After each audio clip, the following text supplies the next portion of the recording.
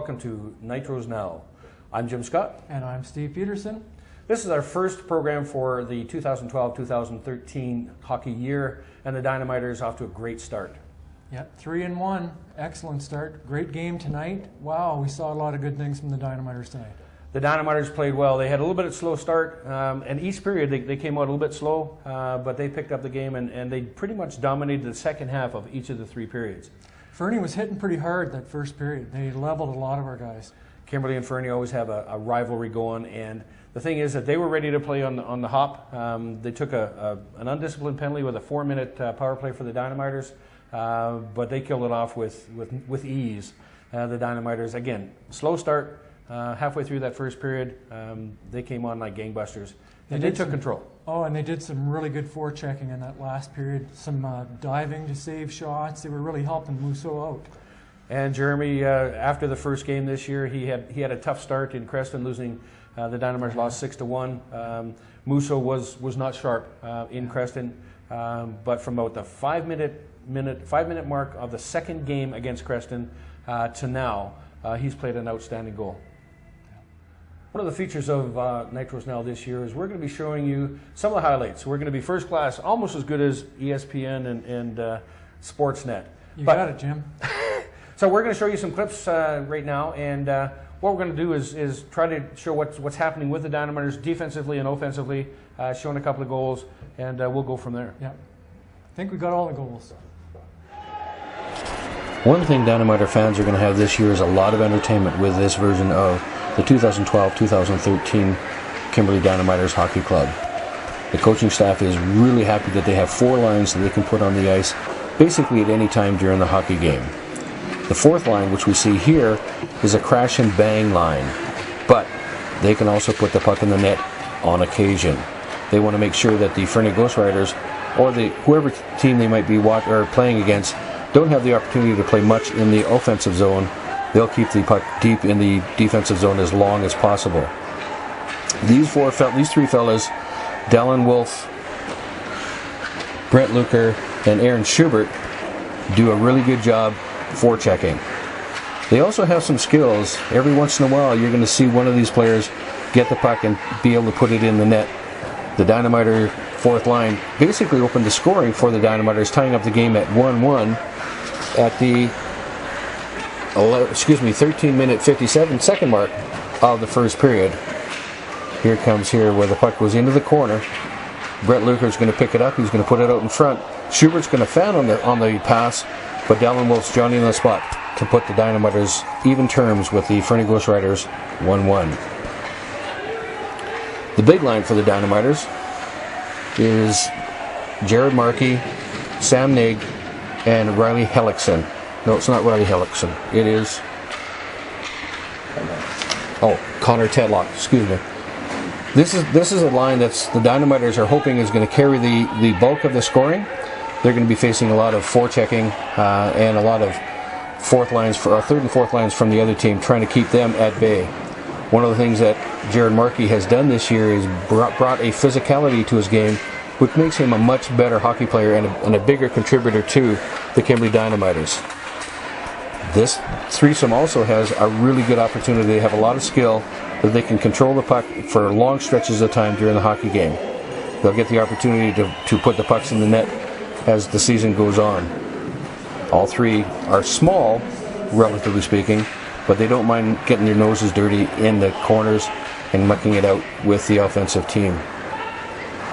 Jared Markey is the leader of this particular line, and it looks like number 21, Corson Johnstone, who has the puck here, puts it up to Markey up at the blue line.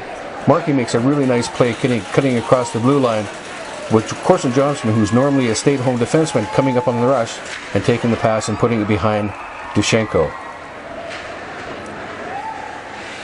The second line for the Dynamiters, known as affectionately the Kid line. They've done the bulk of the scoring in the first 4 games. They have a lot of skill, a lot of speed, and they do some other jobs for the Dynamiters as well, and not the least of which is killing penalties.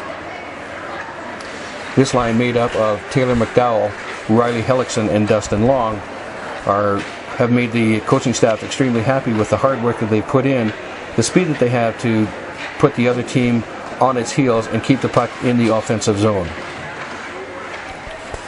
The first goal that this team scores, or this line scores, is going to be at the as a shorthanded effort, where Taylor McDowell is going to take a breakaway pass and put it high glove side on Dushenko.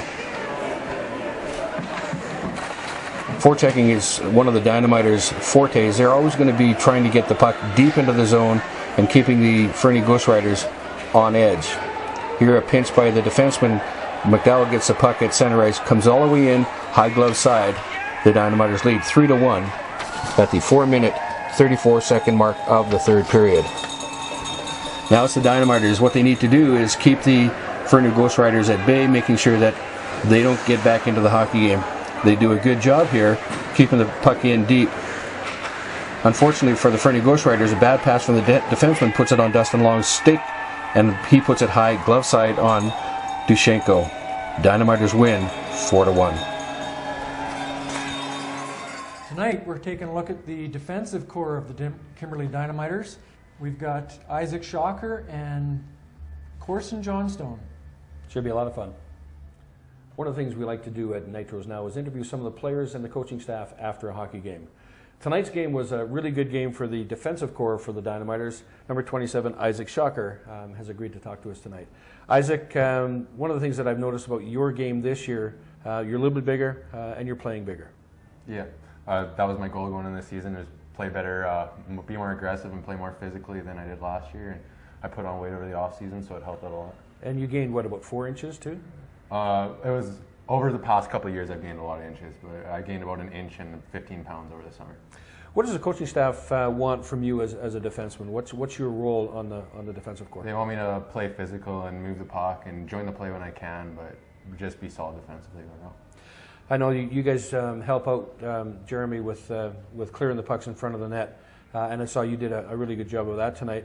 One thing about the Fernie Ghost Riders, though, they like to crash the net and trying to keep their forwards off of his back or off from putting him on his back. How did that go tonight? It's tough against that team. They love to crash the net, and trying to keep them out of there without being in the box too much is a tough task, but we managed pretty well tonight. And the Dynamiters and the Fernie Ghost Riders go a long way back. It's a rivalry, and I noticed some of the younger guys weren't quite prepared for the intensity that they brought the first period. Tell us how that went.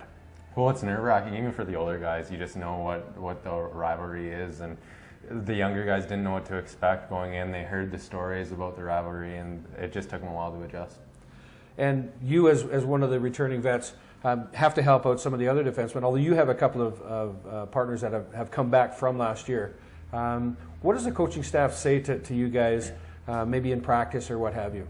We just have to lead by example and show the younger guys the way of the road, kind of, and tell them, just calm them down when they need to be calmed down. One of the things I like to see you play, and perhaps this can go to the coaching staff, is I like to see you play on the power play, because I know you got a big shot from back there. Yeah, the coaches want me to use the shot more, but yeah, they like the shot and just want me to get it through. Yeah, shoot the puck. Yeah. Anyway, so Isaac, thanks for coming by and chatting with us after the game. Great win for the Dynamiters and a great game for you and the whole defensive core. Thanks a lot. Isaac Shocker. Now we have number 21, Corson Johnstone. Corson, a returning vet. Why did you come back to the Dynamiters this year? Well, I mean, we were just a really successful organization last year, and we lost a lot of guys, so it was a good opportunity for me, especially to step into a bigger role this year and really take it in stride and try and play my best hockey, and hopefully take my game to the States next year and play ACHA like some of the guys did last year. So a lot of guys that developed here are playing at higher levels, college, junior A in Alberta, and so on. And that's kind of what you hope to do is go to maybe the college league. Yeah, I mean, obviously lots of the younger guys, they strive to go to junior A and stuff like that, and we hope the best for them, and that's obviously a great accomplishment for the whole organization when that happens. But for the older guys, they also have goals to go to college, like the guys last year and stuff, and I think it just creates a really good competitive atmosphere in practice and stuff with everyone with their own individual goals. Looking at the Dynamiter website, looking at the alumni, there's a lot of players that have come through the Dynamiter organization playing pro hockey and in college and in junior A. So you mentioned that you want to take a bigger role this year. What do you hope to bring to the Dynamiters this year?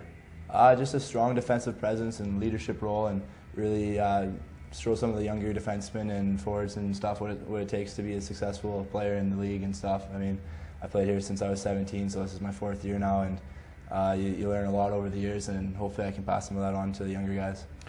I've always thought of you as kind of a stay-at-home, rugged defenseman, keeping the puck out of the net. But tonight you jumped up in the rush with Jared Markey, and tell us how that play developed.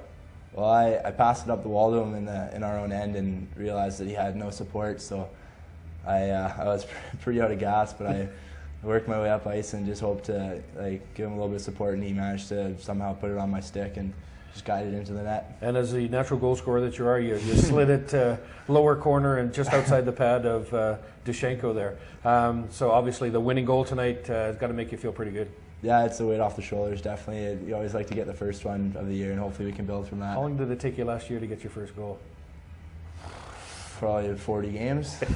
So it's off your shoulders, and now are you going to become the offensive star that maybe some of the other players that have left last year? No, I mean, I'm not going to put too much pressure to be offensive, but I contribute where I can. I mean, we obviously lost a lot of goals and a lot of points with the guys that moved on last year, so guys like Shocker and I have to step up on the back end and contribute where we can.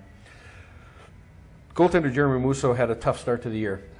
Played in Creston and basically got shelled, I guess, and was pulled after the first period.